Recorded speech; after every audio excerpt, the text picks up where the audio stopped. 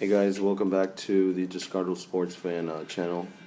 Reviewing in this video the Premiership Week 36. Just a few more weeks left, I think 3 or 4. And this weekend we see a really big match. Liverpool hosts Chelsea for potentially the title. Really, they would with a win they'd go to 83 points, and the closest that any of the other teams could come would be City. If they win, they would have 77. They have a game in hand.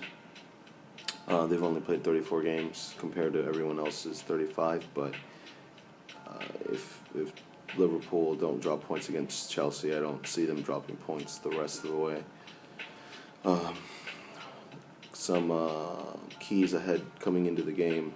Mourinho, due to their second leg against Atletico Madrid on the week for Champions League semifinals, he seems to either be playing one of his most elaborate mind games, or he's thinking of resting some of his key players, which would make sense since he's prioritizing the Champions League at this point, since it's a lot more attainable than the Premiership. So it'll be interesting. Anybody's guess is as good as mine for the lineup tomorrow. One thing we do know, Ramirez, due to his, I don't know if you guys saw, but last week he committed some sort of infraction. I think he elbowed somebody, but he picked up a 4-match ban. So he's not going to be available. Eden Hazard, he's been injured, but I'm almost certain they won't field him. They're trying to save him for the second leg of the Champions League at Stamford Bridge. So on that side, those are some of the key developments on the players. For Liverpool, Sturridge has been training, and he's made a lot of progress. So it would be interesting. I don't think he'll start, but I really think that they're going to field him at least in the second half as a sub. He's played phenomenal, and they need him for big games like this. So yeah, really big game tomorrow, 9 a.m. Eastern time at Anfield, and you always know how those Liverpool-Chelsea matches go, so it's going to be a really good match. Some of the other teams at the top, Arsenal and Everton, fighting for that last Champions League spot, which Everton, I think they were ahead for like a week. But yeah, today I was just watching earlier, they were playing Southampton, and 2 own goals for Everton. One came in the in the first minute, 53 seconds. Ricky Lambert got into the outside of the area, he crossed it in, and it got headed in by one of the Everton players. And then around the 31st minute mark, the same thing again, a cross. I forgot who crossed it, and it wasn't Ricky Lambert. And the defender, Coleman, which I think he's had a pretty good year, he headed it in, and 2-0. They never recovered after that. And it sucks because they were only down, only 1 point coming into that.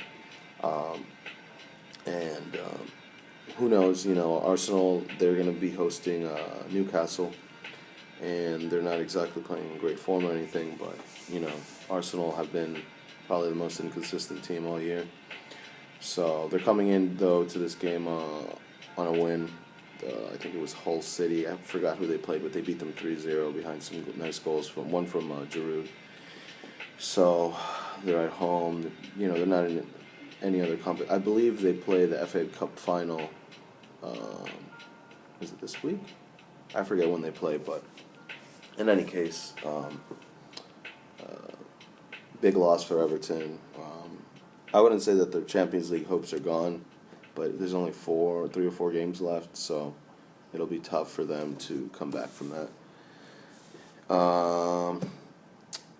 Manchester City, last game that they won, it was the first game ever that 3 Argentinians scored in a single game.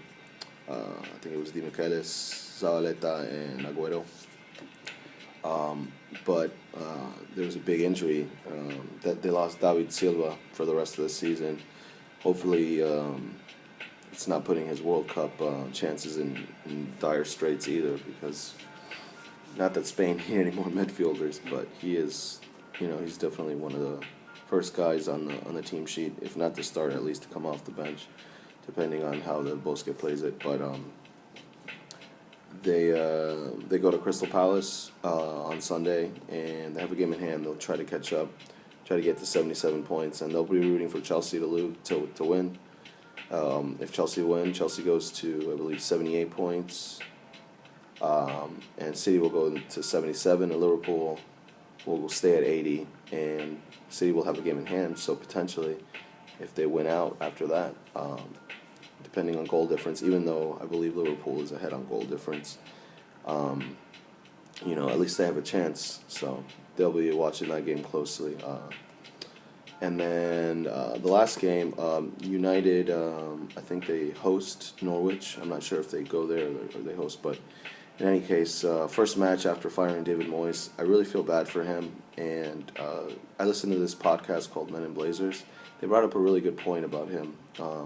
He's always been such a great manager for Everton, and he did something different this year that he's never done before. Every time during games, he gets on every single one of his players, and he doesn't sit in the dugout or anything. And I just noticed this year he wasn't vocal. I don't know if he just didn't feel that he had the authority or something, but he seems to not be. He's a great manager, but he seems to not be ready for a big club like that. So that much pressure at least. But I'm sure he'll end up somewhere. I think Tottenham, we're looking at some other teams. But right now they're looking. The main candidate is Louis van Gaal. He has a really good track record, minus the blunder when he didn't get the Netherlands to qualify now too, but for the World Cup. But he's won the Champions League with Ajax. I believe he won a few Eredivisie with him. I think he went also to AZ, and he won a Copa del Rey title with Barcelona, 2 Ligas, I believe. And with Bayern, he won the Bundesliga, and also he went to a Champions League final. So he's definitely a coach that can handle the pressure and go to the big clubs and stuff. So it'll be interesting to see how United do with him. The interim coach, funny enough, is I believe is Giggsy. And he said in an interview that he's like, oh, I'm the manager now, so I can give myself a 5-year contract if I please. So Giggsy's going to be playing well into his twilight years, it seems. But that's it for the this video. Make sure to watch the Liverpool-Chelsea game tomorrow. It's going to be really good, and they always have the best. When those two meet, the fans always have the best chance. So hope you guys enjoy, and I'll see you guys in the next video. Thanks.